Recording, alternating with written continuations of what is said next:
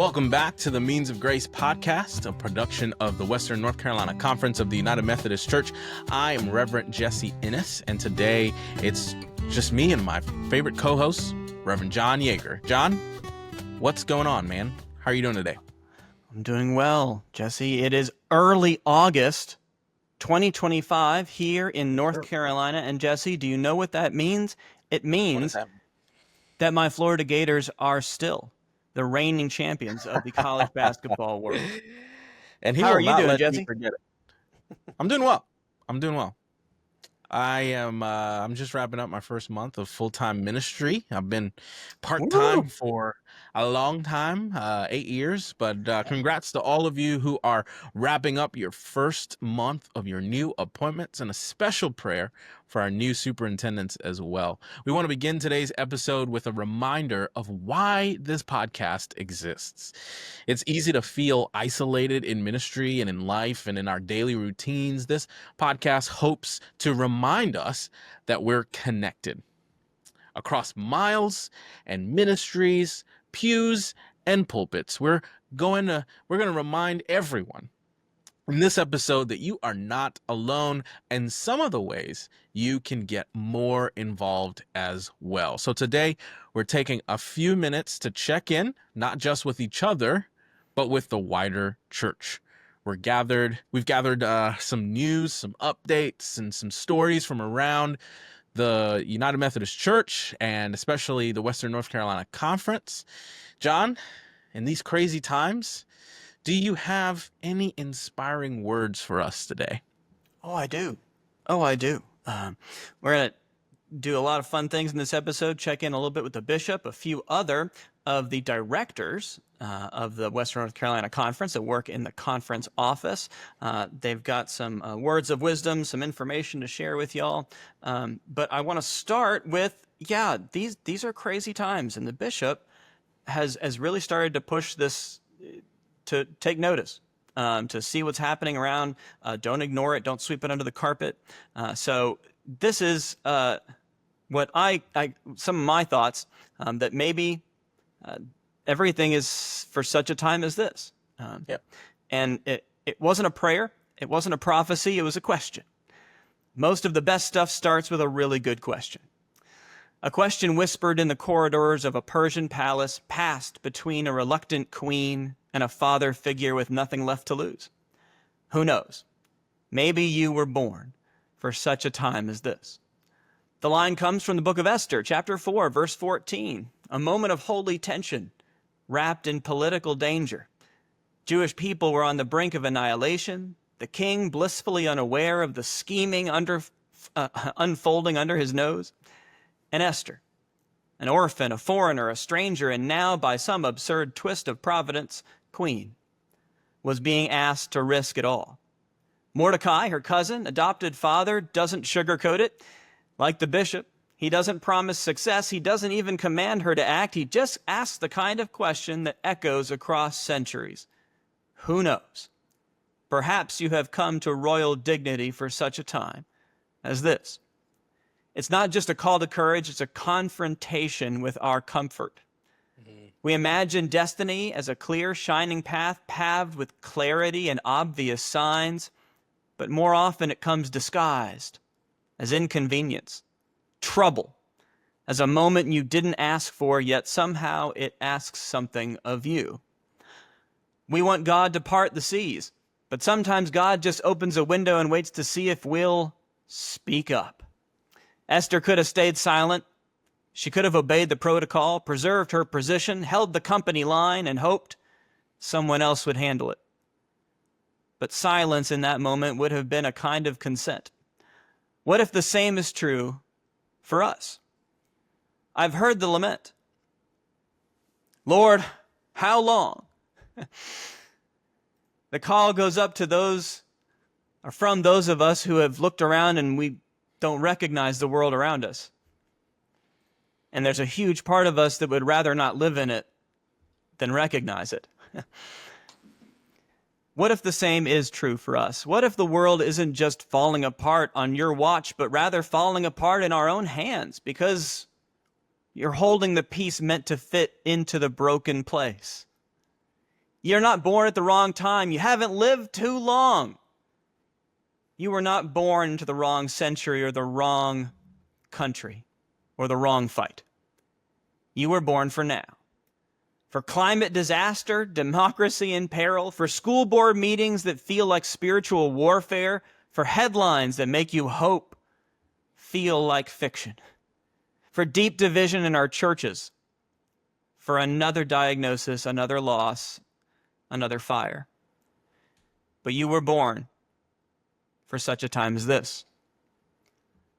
Not because you're perfect, not because you've got the experience for it, not because you're fearless, but because God puts ordinary people in extraordinary moments and then dares them to do it well. Esther didn't see herself as a hero. She saw herself as someone out of place, out of time, out of her depth. That's exactly where we are, which is exactly the place where faith becomes real. Because to be born for such a time as this doesn't mean we're guaranteed a victory. It means we're entrusted with responsibility to show up, to speak up, to love when it would be easier to leave, to risk something precious for something holy. It's tempting to believe someone else is going to fix it. It's comforting to imagine it's not our fault. It's comforting to imagine that it's not our turn to be the one to fix it. But then comes a voice, who knows? Maybe this is why you're here. So Jesse, we're going to talk a little bit about the bishop's words from his grinding the beans. We're going to hear from some of our directors. But the bishop and the church in general is calling out everybody, including us, to wake up and see what's going on, to see each other, to see the world for what it really is. Maybe you haven't lived too long, or maybe you're not in the wrong time or the wrong place. Maybe you're in the right place at the right time. What do you think? Amen. Preach it, man. Preach it. I love it. That was for free for any preachers that want to take that one. All right. Yeah, so Bishop, he, in one of his latest grinding the beans, and his actually previous two, really talked about the political climate, what's been going on in the world, in our country, and calling us out, calling everybody out, to take notice, to speak up. Don't just let it happen if it's just because it's not happening to you. To see each other, to reach out to each other. If a fellow clergy person is having a serious problem with immigration problems or issues and ICE, and that's not something that has ever been a bother to you, that doesn't mean you can't help. That doesn't mean that you can't be there for each other. So we got to connect to each other and be there for each other right now more than ever. The bishop at annual conference, he lived into healing, community, and new creation. You can get a copy of his sermon from annual conference from the communications office. He has delivered this message in several locations. The annual conference and retreat for clergy, the Episcopal Diocese of Western North Carolina, the Hinton Center, the Virginia Conference of the UMC Service of Ordination. And this is just really quickly something from the bishop. He wanted to show his thanks. I'm grateful to Bishop Jose McLaughlin of the Western North Carolina Diocese of the Episcopal Church and Bishop Sue Halpert Johnson of the Virginia Conference of the United Methodist Church for invitations to share the material. And I am grateful to a planning group that designed settings for Western North Carolina clergy affected by Hurricane Helene to gather and explore the themes. These are Reverend Kim Ingram, Dr. Lacey Warner, Reverend Karen Kluver, Suzanne Schilling, and Reverend Ashley Crowder Stanley. Grateful for those who have chosen to reach out and be a connection to clergy they've never met before and form new connections during these times of crisis and trial. Jesse? Yeah. Well, thanks to the bishop for that, for sharing that with us. And let's talk a little bit about that communications team that you mentioned earlier. So the communications office has been working diligently to keep us connected and informed, and we appreciate them for that. The staff loves to tell stories of transformation from churches around the conference. So if your church has a story of impact, of healing, or community engagement, reach out to us. Let us know. We need those stories more than ever. As human beings, we thrive off of stories. And, our faith thrives off of stories. We tell the stories of Moses and Isaac and Abraham. And so let us continue to tell the stories of our faith, most especially the stories in our conference. Yeah. For too long, and this is going to, forgive me, Bishop, if you're looking, and Amy Coles, I do apologize for this, but we have been a conference, and this is not saying it, that has been more a denomination that's been a little bit more concerned with numbers than the story. Now, that's not to say, I'm not saying that's a good or bad thing. That there was a time where the numbers, I think, were the most important thing because there were a lot of them. Yeah. But the United Methodist, or the Methodist movement, wasn't birthed on numbers. It was birthed in a tandem of those numbers, that method, and some holy freaking fire, right? Some chaos, absolutely. Right? To get thrown in there. We need stories, and they don't have to be littered with how many people. I know that we're so used to, as clergy in this conference and laity, going, well, we did this number, we served this number on this date.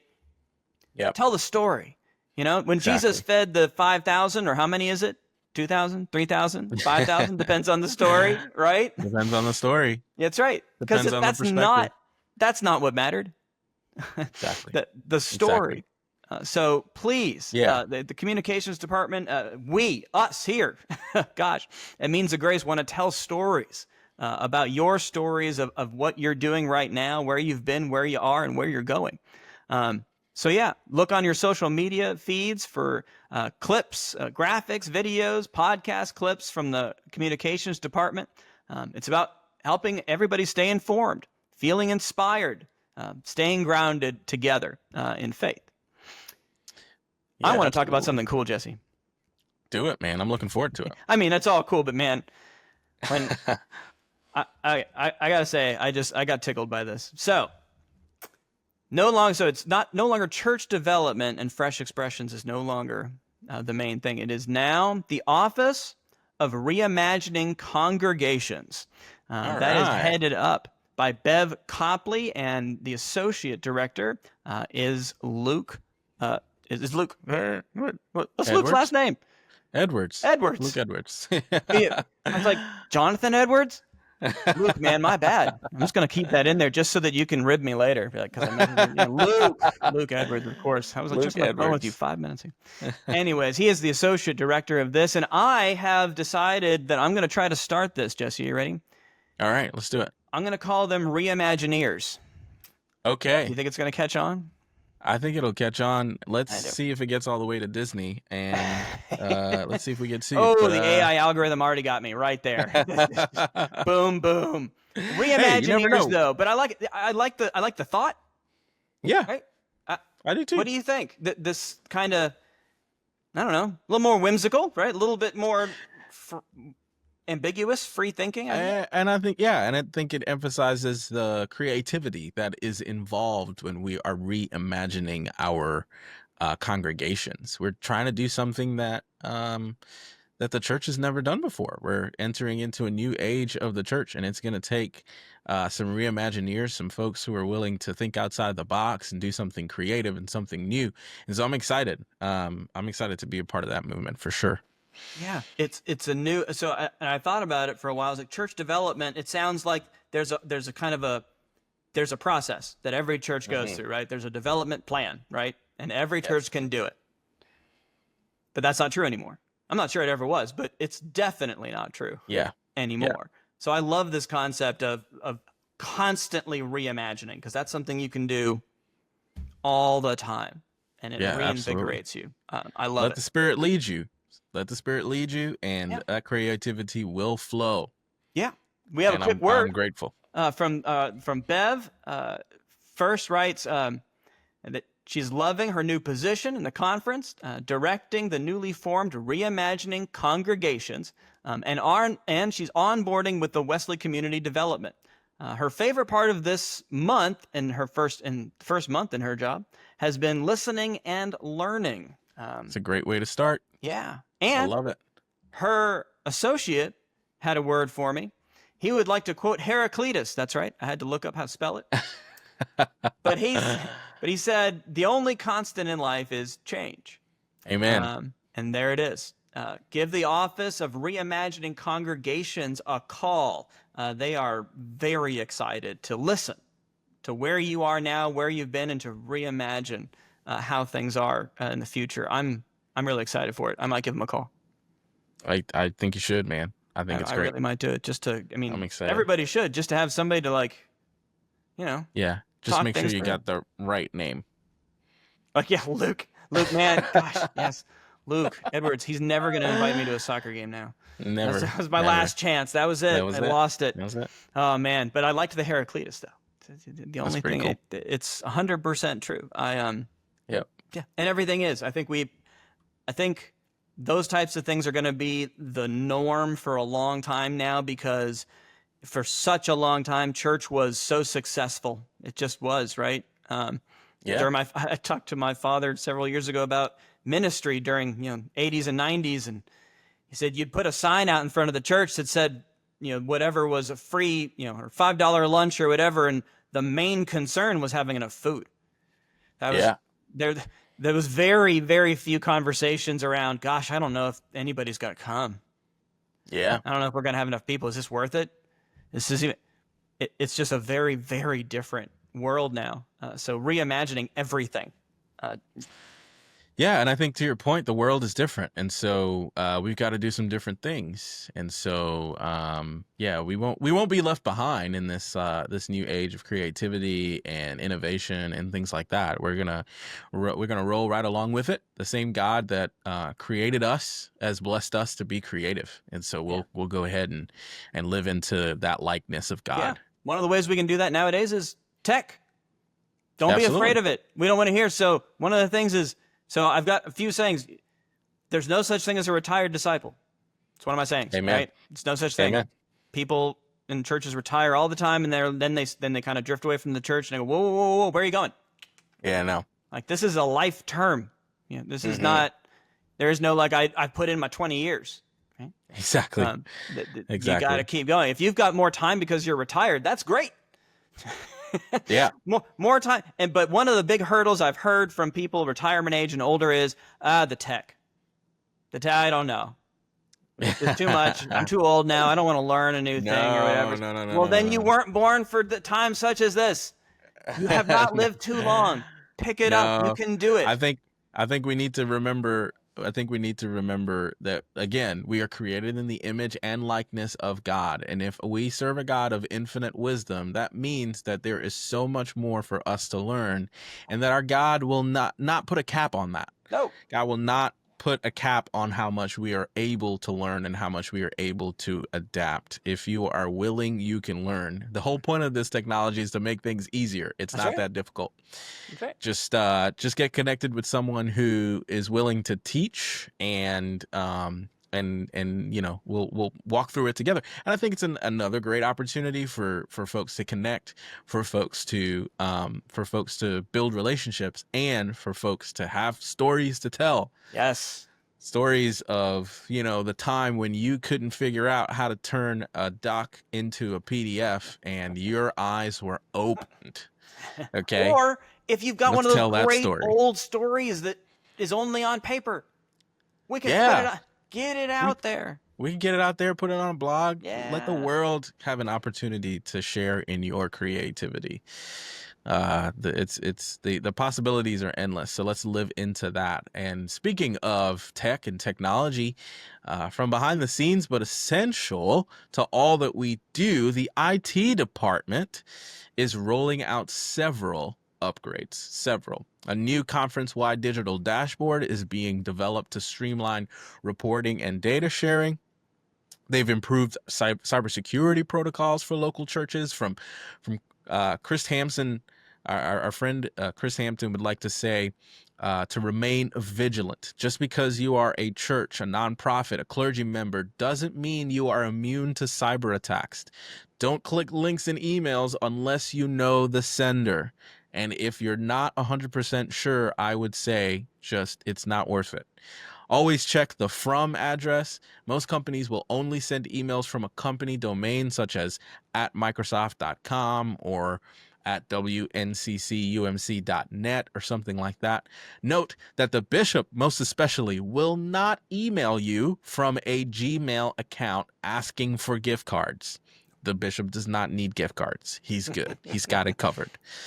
Additionally, even if you're a one staff church, and we love our one staff churches out there, security, protection, and backups are still important. It's probably even more important for folks like you because you don't have time to go back and make sure all these things are protected. So let's just get out in front of it, take care of it right away, work with a managed service provider or hire a temp consultant to audit your weak points and make suggestions when it comes to cybersecurity and backups. You are not Fort Knox. I repeat, you are not Fort Knox. That's right. But a ransomware attack can leave you without your data or computer for days. And here's the thing. Sunday is always coming. Sunday does not care whether or not you had a cyber attack on Thursday or Friday. So get out in front of it. Let's make sure that we're putting our best foot forward. Chris would also like to mention that just because it's on your computer doesn't mean it's an IT support issue. I repeat, just because it's on your computer doesn't, especially if this is your personal computer, doesn't mean it's an IT support issue. You know who's your best friend in that? YouTube. Get on YouTube, type it as a question. How do I fix such and such on this type of computer? I guarantee. You got grandkids. Exactly. The whole point is we know who's not. There is somebody on YouTube who wants to fix your problem, who wants to get that extra click, that extra view. 100%. Get on YouTube, type it out as a question. How do I fix such and such? And you will find the answer. That's right. That's right. We often forget how much digital infrastructure holds up the ministry in 2025. So big thank you, seriously, to the team that keeps everything running while most of us are just hoping our church Wi-Fi services Sunday's live stream survives it. Yeah, because amen. Yeah, it's bad news. So yeah, love your IT people because they got they know how to mess with things behind your back. we love our IT guys. We love our IT guys. Big love. How do the Gen Z folks do it? But I don't know how to. Yeah, I don't know if my fingers do it. No, but we should be cool, right? Millennials. Yeah, millennials. That's all the right. Way. Do the millennial. Yeah, that's right. The millennial are just like you don't have to get complicated. My fingers. Exactly. Don't get complicated. We're bridging the gap, though. We are. We generations. love our Gen Zs. We love our Gen Zers. You know what else bridges the gap, though, is the foundation. Amen to that. They are, and one of their things is they are here every decade after decade here, supporting ministries as clergy come and go, laity come and go. The United Methodist Foundation of our conference continues to support churches with long-term financial health strategies. And this is from David Snipes. Foundation returns beat benchmarks for the second quarter. UMF hit an all-time high in total assets at $370 million. And he also says, I wish all pastors and church folk understood stewardship as a part of a disciple's journey and a spiritual discipline. You're not wrong, David. You're not at all. I think we've all given that. At one point, we have all given something to that effect. Exactly. And if you're like me and you feel like sometimes in your financial journey you're a little bit lost, I know the foundation would love to help. I actually am going to meet with a financial advisor here in like less than a week. And I'm super excited because as someone who is preparing to be an elder in the church, like this is a massive responsibility of elders. Yeah. And so I'm looking forward to learning all that I can. And I'm grateful to the United Methodist Foundation for all that they do to support clergy and lay ministry professionals. So thank you guys. It's a, between COVID, disaffiliation, losing so many churches and so much giving, and and then trying to maintain a lot of the structures that were there before disaffiliation. Yeah. And now I think I'm going to say this out loud, David. So, the foundation even was born for times such as Yeah. these. Times such as these. Absolutely. There are leaner times coming. There are harder times coming. There's times coming where we're going to have to take some financial risks. And some of those risks are not going to bear fruit. But hopefully they always bear wisdom, always give us wisdom and experience. And Amen. I promise you, the foundation is there to listen to your ideas and your thoughts and your needs and your concerns. They are not just there to keep collecting money, even though they are extraordinarily good at it, Absolutely. and increasing that amount for all of us. Yeah. But they would also like to give it away. They do. Yeah, they do. They're very generous. And I think, especially for our clergy out there, let's just add that, this financial wisdom to the list of things that they don't teach you in seminary. No, that's right. But because we didn't used to, all clergy didn't have to know it quite as in depth as we do now, because every church had to at least 2 or 3 financial people. Yeah. And an administrative assistant and. Yeah, absolutely. And so I think it's helpful, especially as we are reimagining what our congregations look like, to kind of have, some wisdom in that. And the foundation is certainly helpful in that regard. And don't forget, if your church needs help navigating capital campaigns, the foundation has experts ready to walk alongside you. They're not just number people, they're mission people. They are here to help us build the kingdom of God. And I give God thanks that they are, they serve as a specific part of the body of Christ, a part that I certainly am not a member of, but I'm grateful that they are there so that we can be in ministry together, serving in the mission of God's people, for sure. So grateful for that. And news from the ministerial services, the Department of Ministerial Services. This is from Reverend Kim Ingram, which many of you know so well. Who doesn't know Kim? Who doesn't if you know? Don't know Kim Ingram, get out of here. Not just know and love Kim Ingram. Ministerial Services provide support and resourcing for leaders as they begin to experience a call to ministry until the end of a clergy's life. We nurture call. We facilitate and support candidacy, licensing, and ordination processes as well. We encourage and resource leadership development and growth. We help clergy stay connected to the conference and each other, especially those who don't serve in a local church in the Western North Carolina Conference. Our team also is responsible for the oversight of the annual conference meeting and the annual publication of the journal. We are here to help. I, as part of the leadership development team and someone who works really hard to get that information out to you all, I want to remind you that we are here to help. We want to make available resources to support leaders at the time they need them. We don't want to wait. We don't want to wait until we need them to have those resources. We want to start to build on those things as soon as we can. We recently added a grants webpage on the leadership development site for people and churches to find funding resources. We offer Spark training to nurture a call in young people. The Beyond Conference is coming in October with a focus on the church as a vibrant and compelling community that is truly for all people, evangelism and inclusion. There's still space in the preaching cohort for the new-ish preachers this fall, laity or clergy who preach on a regular basis. There's so many things, and there's so many things that are coming for us to continue to be a strong clergy and lay ministry cohort. And so keep an eye out. The Western North Carolina Conference Leadership Development Facebook page and Instagram account offer a multitude of resources for ministry. And we also have a LinkedIn page as well. So check it out. We'd love for you to engage with your own ideas and experiences. And let me emphasize that for a second. We would love for you to engage. And when I say engage, I don't mean, just reading the stuff that's posted there. I mean like it, share it, leave comments. Let us know how helpful it is, or if it's not so helpful and you have ideas for something that would be much more helpful. We want to be as helpful and as resourceful as we can in building up our clergy and our lay ministry professionals, because we've got a big mission on our hands and we would love to be equipped. Sometimes it's also just fun, like National Chocolate Day.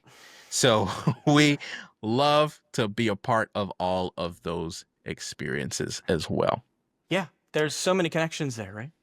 Yeah, absolutely. How Absolutely. If you need help with anything at all, remember that the conference, the Western North Carolina Conference, wants to support you. Do not feel like you're doing any of this alone. There's always support out there.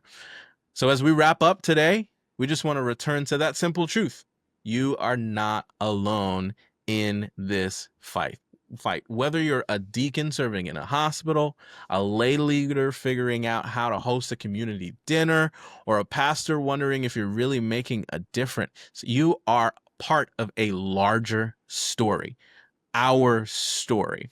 So reach out to us. Please reach out to us. You can reach out to John at jyeager@wnccumc.net and to me at jennis@wnccumc.net. Or you can leave us a comment if you're watching this on YouTube. You can leave us a comment if you're listening to this on Spotify or wherever you get your podcasts. Send us emails. We would love to hear from you. So reach out to us. Absolutely. And this podcast is just one small way we connect across the distances.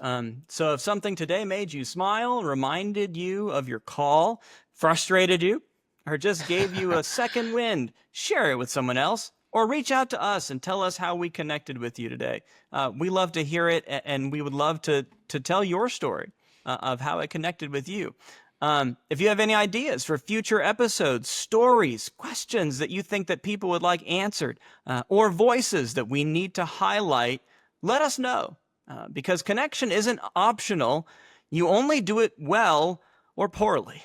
It's who we are. It is. It is, absolutely. So thanks for listening. Thanks for always listening to the Means of Grace podcast. Look out for new episodes as we meet our new district superintendents as guests on the show. We're looking forward to that. And until then, take care of yourself, take care of each other, and know this: you're never walking this road alone. Go in peace to love and serve the Lord.